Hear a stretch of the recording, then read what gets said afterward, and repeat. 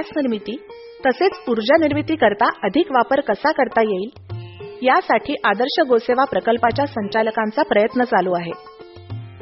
शेतकऱ्यांनी त्याच्याकडे 2, 3, 4 गायी बैल पाळले पाहिजेत आणि त्याचा उपयोग शेणाचा आणि गोमूत्राचा आपली शेती ठीक करण्याकरता त्यांनी केला पाहिजे.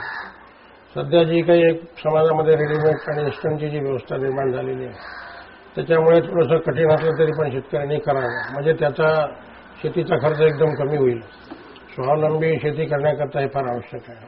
भारतीय वातावरणासाठी उत्तम जुळवणी म्हणजेच अडॅप्टेशन असणारा गायीसारखा दुसरा प्राणी नाही. भारतात या गोवंशाच्या 108 जाती होत्या.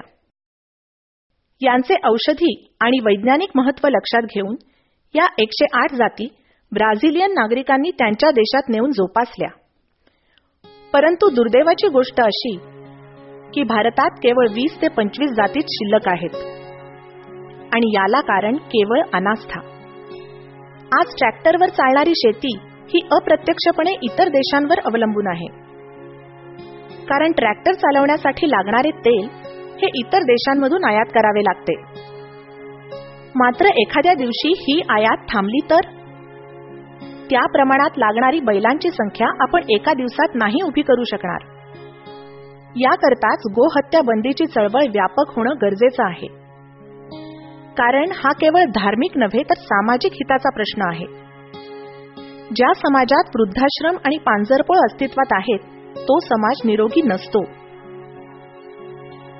मग आपला महान भारतीय समाज या गोवंशाचं संवर्धन करून लवकरात लवकर निरोगी बनवण्याची जबाबदारी आपलीच नाही का?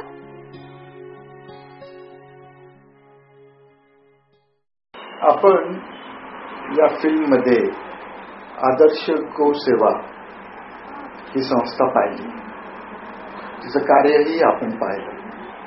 मला खात्री आहे की ही जी एक संस्था एक महान कार्य करते आहे ते आपल्याला आवडलं असेल. पुढच्या 15 ते 20 वर्षामध्ये आपला भारत देश सर्व जगामध्ये एक अग्रेसर असा देश ठरणार आहे. हे वैज्ञानिक प्रगतीतून साध्य होणार आहे, तांत्रिक प्रगतीतून पण साध्य होणार आहे. पण आपल्या देशाचा मूळ कणा आहे कृषीप्रधानता आणि कृषीप्रधानतेचा मूळ आविष्कार पशुधनाच्या एका वेगळ्या आणि आगळ्या वापरातून होत असतो.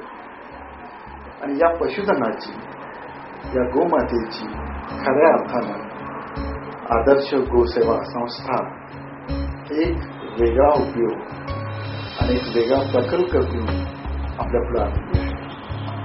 आपण या संस्थेच्या कामामध्ये रस घ्या, भाग घ्या ही माझी आपल्याला विनंती आहे.